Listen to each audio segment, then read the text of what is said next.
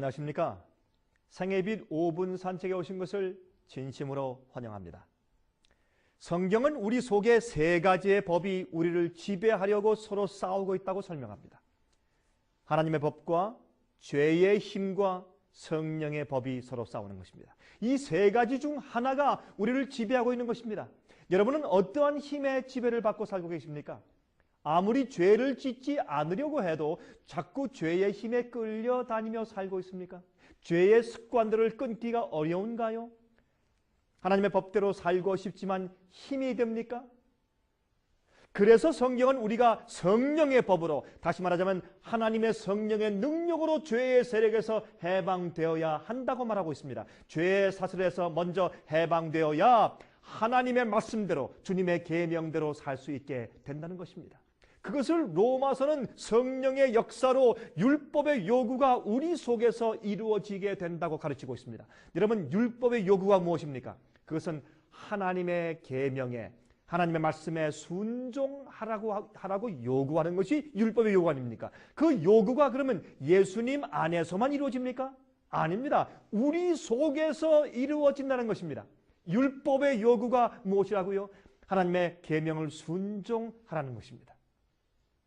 그러나 7장에서는, 로마서 7장에서는 절규합니다. 우리의 육신 속에 있는 죄의 세력이 너무 커서 할 수가 없습니다 라고 소리집니다. 누가 나를 좀 건져내 주겠는가 라고 호소하는 것입니다. 그러나 하나님의 성령께서 그 죄의 힘에서 우리를 해방시켜서 하나님의 계명을 순종하여 살 수 있는 자로 만들어 주신다고 사도 바울은 설명하는 것입니다.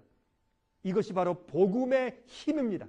법은 법을 어긴 자에게 죽음을 선고하죠. 그래서 범죄한 인간이 영원히 죽게 되는 것이 아니겠습니까? 하지만 성령의 힘이 개입하시면 죄만 용서해 주는 것이 아니라 죄의 힘 그 자체에서부터 해방시켜 주는 것입니다. 예를 들어 깡패의 힘에 의해서 자꾸 도둑질을 강요당하면 괴로워서 죽겠습니다. 그렇죠? 안 할 수도 없고 마치 마약 중독자처럼 끌려다니는 입장에 서게 되는 것입니다.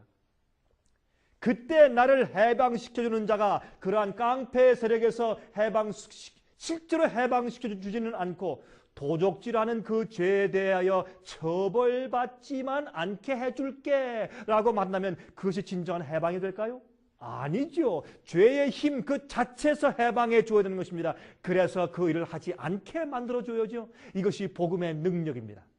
이것이 복음의 기쁜 소식입니다. 이 성령의 역사가 우리 속에 역사하는 세 번째 법입니다.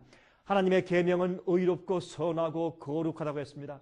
하나님의 계명 자체는 문제가 없습니다. 그러나 내 속에 죄의 힘이 문제입니다. 죄의 본성이 문제입니다. 죄를 계속 지어온 습관의 힘이 문제인 것입니다. 그래서 하나님의 법을 지킬 수가 없게 되는 것입니다. 하지만 성령께 마음을 드리고 의지를 바치면 그 죄의 힘이 맥을 못 추는 것입니다. 로마서 8장 8절과 9절에 말씀했습니다. 육신에 있는 자들은 하나님을 기쁘시게 할 수 없느니라. 만일 너희 속에 하나님의 영이 거하시면 너희가 육신에 있지 아니하고 영에 있나니 누구든지 그리스도의 영이 없으면 그리스도의 사람이 아니라 라고 말씀을 했습니다. 여러분들이시여, 여러분은 하나님의 성령께 마음을 드렸습니까? 하나님의 영께서 여러분의 마음을 주장하십니까? 바로 그것이 그리스도인 삶입니다. 이런 경험이 없으면 안 되는 것입니다. 여러분이시여, 저희의 성경 연구 고막들을 신청하십시오. 그리고 공부하십시오. 여러분이 어떻게 성령의 지배를 받을 수 있는지를 공부하십시오. 그리고 주님께 큰 은총을 받으셔야 합니다. 여러분, 그리고 저희가 이제 만들고 있는 이런 책자들을 받으십시오. 월간지 살아남는 일을 받으십시오. 그리고 계속 거기에 있는 기사 읽어보십시오. 여러분, 어떠한 다른 책자들에게서 이러한 놀라운 영적이고 성경적인 그런 글들을 여러분 찾아보기가 어려우실 것입니다. 여러분, 전화해서 신청하시기 바랍니다. 주님 속히 오십니다. 여러분은 성령의 법의 경험을 하셔야 합니다. 제가 다음 시간 다시 뵙겠습니다. 안녕히 계십시오.